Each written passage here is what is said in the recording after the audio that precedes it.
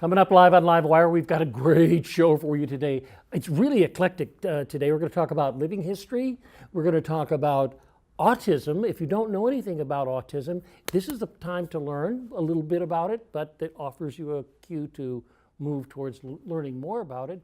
And then we're going to meet a filmmaker from our town who is just completing a film for a place called Sacramento. So that's a lot. And get a pencil, because there's some interesting events that you might be able to attend if you find that you're interested in any one of those things. Stay tuned for LiveWire right after this.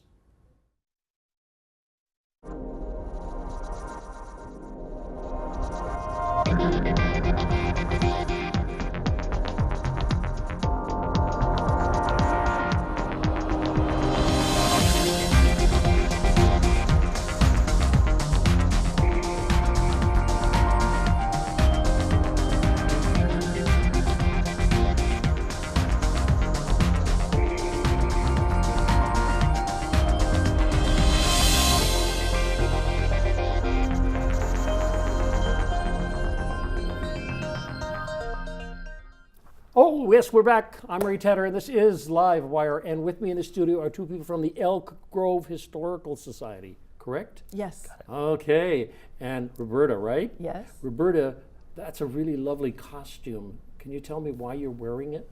This is what I wear when I'm a docent, the school marm at the Rhoads School in Elk Grove. Rhoads School in Elk Grove, which is a historical school. And Luis Silvera, Yes. you are wearing a bib overall.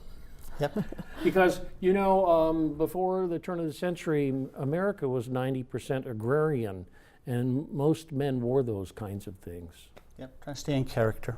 Yeah, good. It's an interesting thing. People drive by the Rhoads School, you know, off of, what is that road it's on? It's on Elk Grove, Florin. Yeah, and right you get there off the freeway and whoa, there it is. Yes. Yeah. It's an authentic school from 1872. Authentic one-room schoolhouse? Yes, it was moved from Slough House Road to Elk Grove Park in 1976 as part of the bicentennial program. And we teach children almost every day in the springtime. They come in and live a day dressed in costumes and live as if they were in the 1890s and experience history. I think it's probably one of the best ways to teach. It is. They remember it forever. Immersion in historical aspects of, you know, how our country grew and what it became. Yes. Very wonderful. It is. It's lots of fun. The children play all of the things they do at recess. They walk on stilts and they play with hoops and sticks and jacks and marbles. And then they come back in the schoolhouse and we write on slate boards and teach them to write with quill pens. Real chalk? With real chalk or slate pencils. Oh, slate pencils. And they read out of McGuffey readers and do Oh, recitations. McGuffey readers, yeah. Yes. Yeah. So it's fascinating. And you two work together to make these things happen, right? I do the scheduling, and she's one of the docents. Wow, great. Yes. Great. And what's it like to stand up? Do you speak in the American English of the period? Yes, I try. You try. I try to remember to do that, yes. Yeah, that's right. Less, what do you call those where you put two words together? Contractions. Contraction? Yes. Fewer contractions. Fewer of those. Yeah. More articles. Yes. Very interesting stuff too. And I must say, the teachers, do they prepare? Is there like a teacher's manual when you do this on a daily basis, where if I bring in my, you know, classroom, my history classroom there, but they give me a little show and tell that I need to get out to the kids before they come? We do. We actually meet with each class about a week or 2 weeks before they come and go over the history of the school and then just some of the details that they'll need to know. Each child chooses a new name so that they can all have names that are appropriate to the period. Some of them choose old family names from other countries so that they can have names that were appropriate to 1890s. And then they ask questions about their costumes, and they have to bring lunches that would be appropriate for the time in baskets or little paint buckets. Did they know who the president was in 1890? We talk about that as part of our current events. That's good. And they know about, you know, some of the aspects of America and the Spanish-American War. The Spanish-American War is after our time. Oh, it is after the time of it. We all choose a time during 1890s. Mine is 1894, so that I can talk about the Chicago World's Fair as a current event that just the Chicago World's happened. Fair. Oh, that's one of my favorite. I Yes. loved the whole idea. There's a wonderful book on the Chicago World's Fair. And yeah, well, this is interesting. So are you having an event coming up? I know that in any kind of project like this that serves schools, there's a handful of schools can afford to send their kids like that. Right. But then there are some schools that can't. Is that correct? That's true. It does cost for the children to come to the school, but we do offer scholarships for those schools that can't afford it, Yeah. or for the children that can't afford it. And where do you get the money?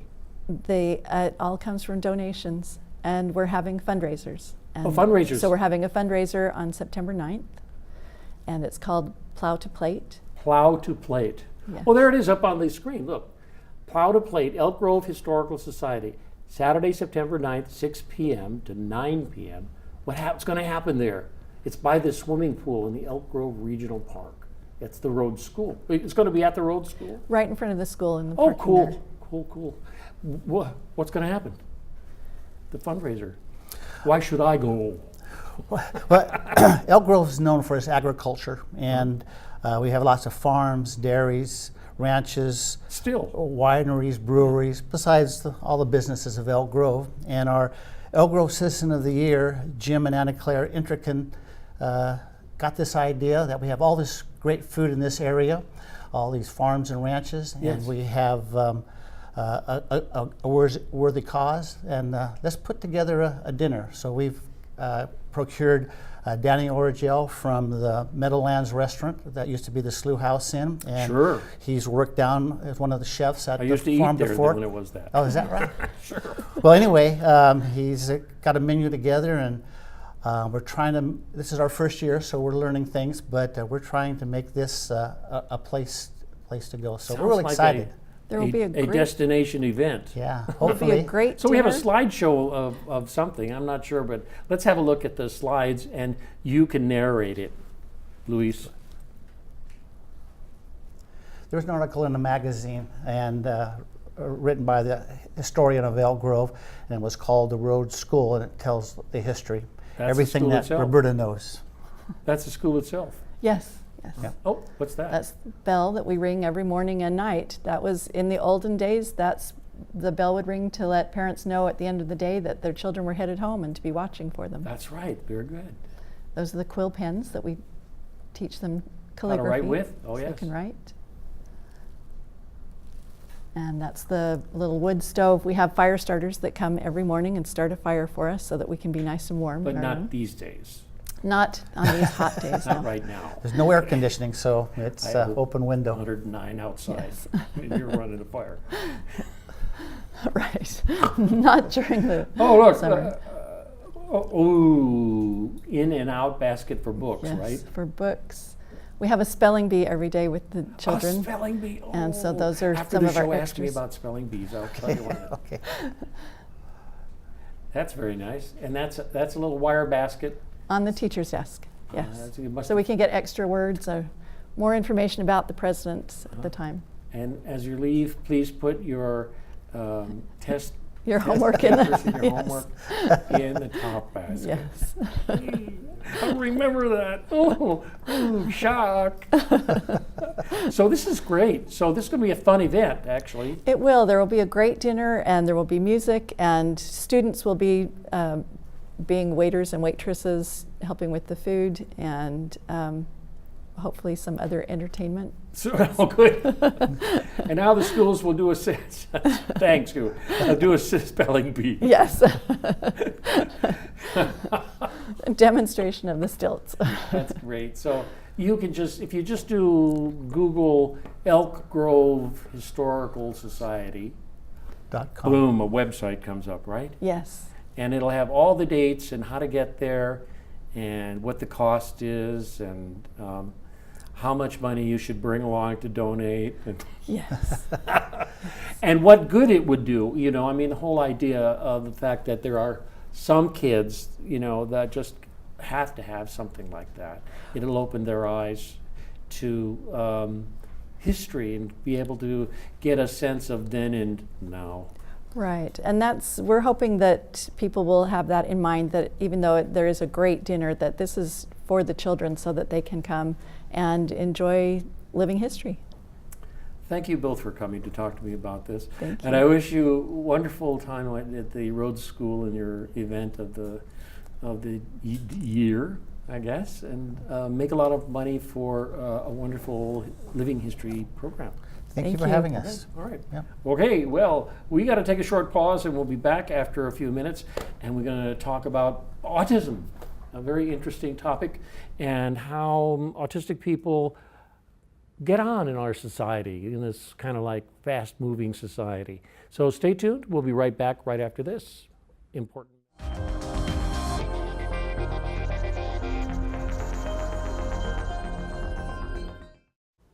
Everywhere that we go, he makes people laugh and makes people smile, and I feel like I have that quality. He's the one who always takes me fishing. And watch golf with him. And I watch him cook, because when I grow up, I want to be a cook too. We have the same faces like this.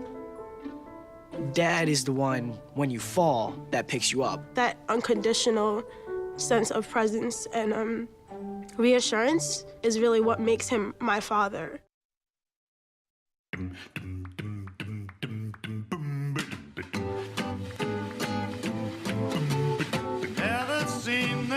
There's a quiet battle happening on our streets. Pedestrians are acting indestructible. And drivers act like they own the road. They're both wrong. Be aware, be alert. Pedestrians don't have armor. A message from the California Office of Traffic Safety. Me and my boy Matt had it good. He had catnip that was off the hook. But one day, he brings a girl home, and she's allergic to cats. Every sneeze was a nail in my coffin. Now I'm in a shelter. It's decent, but they don't even have Wi-Fi.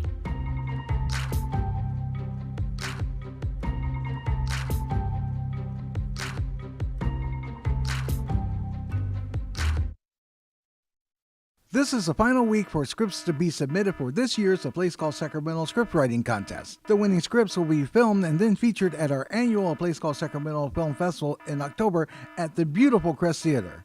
For more information, call 916-456-8600, extension 0, or visit our website at accesssacramento.org. Remember, the deadline is April 11th, 2017.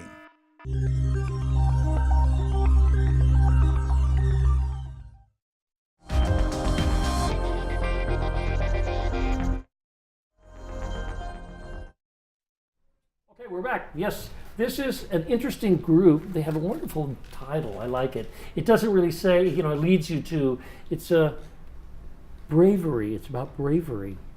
Vanessa, you are the founder of this thing. That's a very interesting organization. There are about 500 nonprofits in our county. Mm-hmm. And a lot of the nonprofits serve various issues that we are all facing. On how to better our relationship with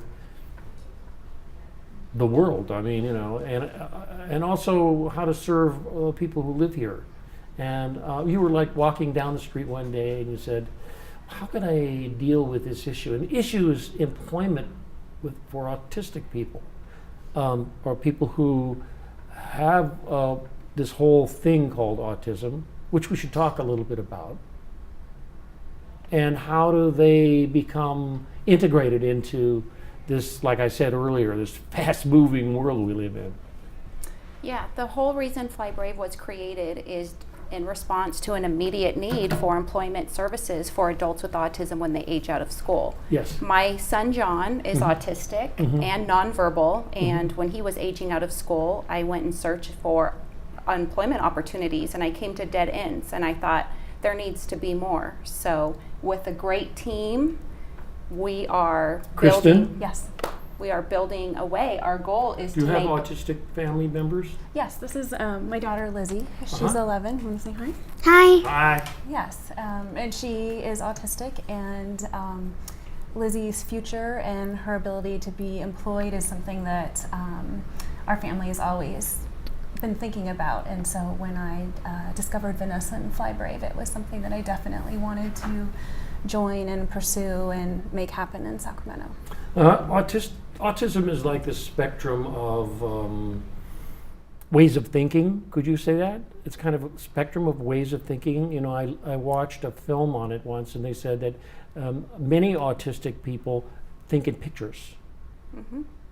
There are visual thinkers, and some have photographic memories. Yes. It's a spectrum, and no two are alike. Mm-hmm. And we don't sit up here and speak for people with autism themselves. We're moms with children with autism speaking with our own experience. But it is a spectrum of abilities and how fast some run and how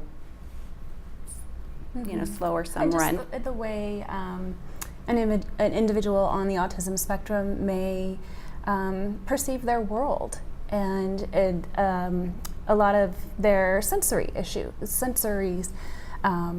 things, lights might be bright or noises might be loud or that type of thing. And so it's just how they perceive their world. And so that has a lot to do with I mean, the history of our relationship with people with autism is kind of changed in the last few decades.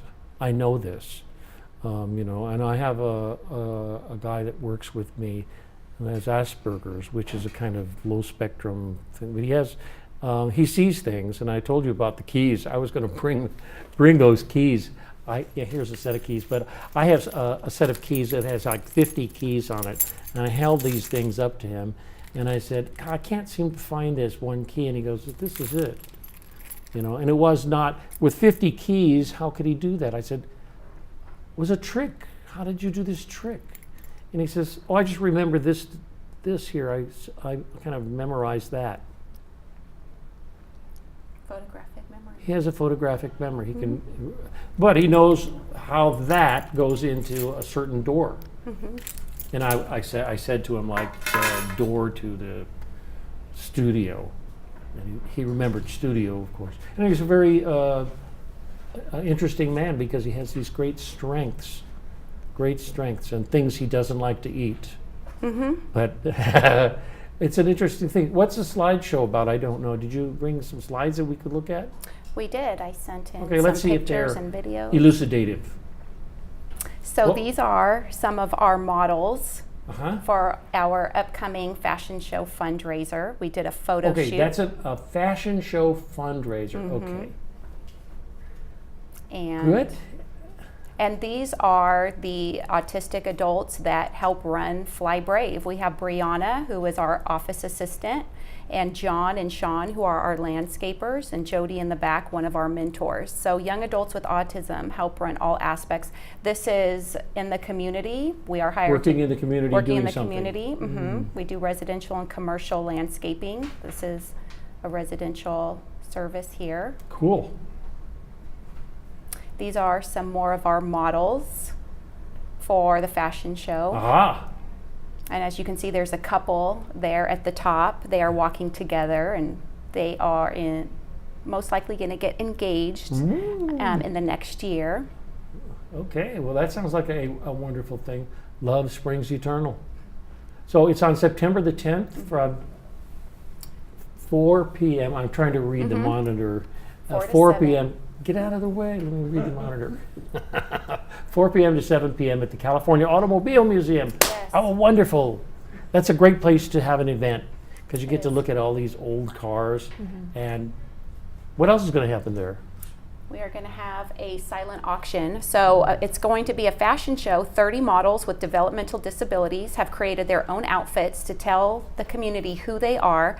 And Tony Lopez with Channel 13 News is our MC. And the Sacramento Kings dancers will be there to sign photos and autographs and take pictures with everyone. And we have the silent auction of amazing local businesses, artisans, Disneyland tickets, Southwest Airline tickets. Ooh, I'm coming. Many of our local Sacramento businesses opened up their hearts and donated to That's our well cause, and so well, it's great. I wish you well. I wish you well on the fundraiser, and you're being brave to do these things.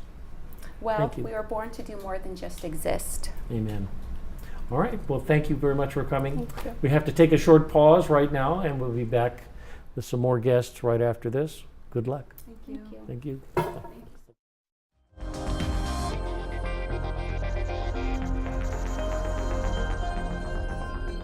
I tell people I have 3 kids, one of them's adopted, I just don't know which one. I can't imagine having to be in a birth mother's position to make that choice. You know, I was kind of just asking her, you know, what is your motivation? Why are you doing this? And she looked at me and she said, because you can give my son a life that I could not. We always tell her thank you. He is such a blessing to us. Every day is just a ray of sunshine from him. So we're Chanda and Brian, and we chose adoption.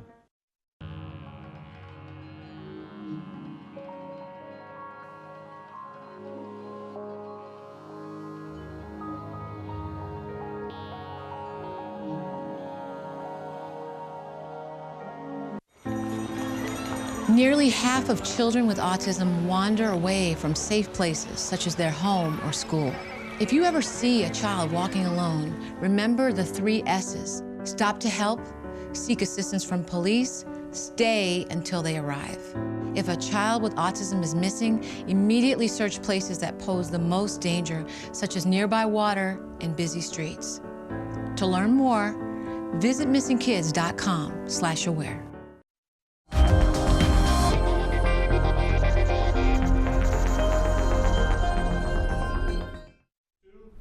Hey, we're back. I'm Ray Tatter, and we're on LiveWire, and with me in the studio is a filmmaker. Hi. Hi. Scott Slaughterbeck. Scott Slaughterbeck, yes. So you were walking down the street one day and thought, gee, I think I'd like to make a film? I made a film last year for a place called Sacramento Film Festival called Coming Back, and it was a lot of fun, a lot of work, but a lot of fun. And yeah, I was walking my dog, and my dog stopped to sniff some shrubs, and I came up with the idea of a different film. So I went home and wrote it. This is good. Now, before this show, we talked about you being a writer, and you've been writing all your life. Yes. Filmmaking is a visual medium. Yes, it is. And so the translation of that must have been kind of shocking. You would think so, but actually not. When you are writing, when you're reading, your mind creates images all the time. Mm-hmm. So it's kind of the same way. I had never written a script before 2011. I started working with a place called Sacramento with some other filmmakers and did sound and lights and kind of got my feet wet. And it was a learning experience writing a script, but it wasn't as different as you would think. Writing a short story, you're still thinking in images, really, because you want your reader to come up with the same ideas kind of you are. Yeah. And they give you a 10-minute thing, so you have to overwrite the thing, overshoot it? You tend to, of course. You tend to shoot a lot of footage, and then in the editing process, you have to winnow it down. And when I wrote the script for Amy's Baby, it was a 15-minute script, and so I had to cut it down myself to reach 10 minutes. And we shot so much great footage with my actors that we got 15 minutes of footage. So we really had to work to cut that down to 10 minutes. And it's a little bit rushed, but I'm still really happy with the film. Good, good, good, good. And when can I see this? This is going to be premiering October 7th at the Crest Theater, 7 p.m. is our red carpet opening premiere. And there's going to be a total of 10 films. Amy's Baby is going to be one of them. And it's a lot of fun. We're almost sold out this year, so get your tickets fast because I think it's going to sell out this year. Okay, so the Access Sacramento office, or you can go www.crestsacramento.com. Right. And get the tickets. So it's very interesting that people finally realize that these are new films by people who live here.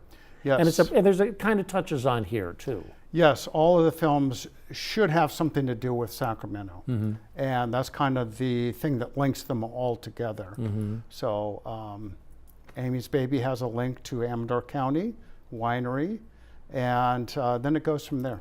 Wow. So fascinating.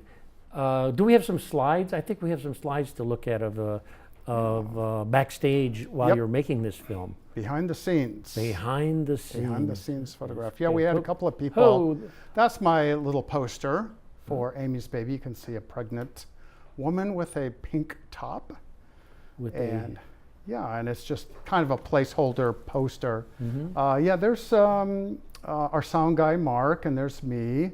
And there's a couple of our actors getting together, going over lines before we shoot. That's good. Yeah, and there's a couple of people who are actually getting the photograph. That's our DP, our director of photography. He brought a $65,000 camera from Oh, San my Francisco. gosh.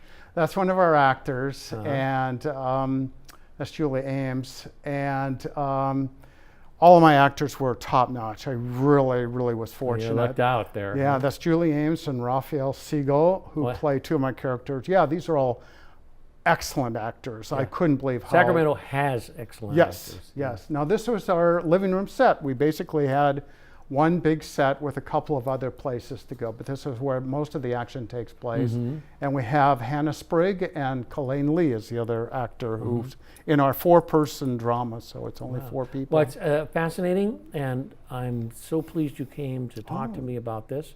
And we should, before we go, and we do have to go, unfortunately, I want to talk more about it.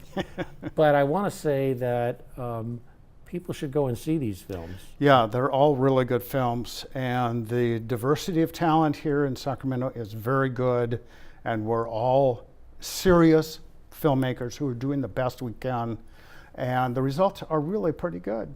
Good. Thank you, Scott. Thanks for coming to talk to me. I wish you well, Thank you and for we'll see having you me. at a place called Sacramento on the 9th?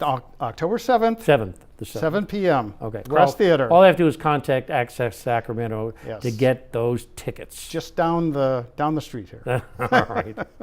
All right, well, that's all the time we have for LiveWire today. But you know, we're here every Wednesday, so tune in and you'll meet people like Scott and all those folks from the school, the historical school, and learn a lot of things about the nonprofit organizations that serve us.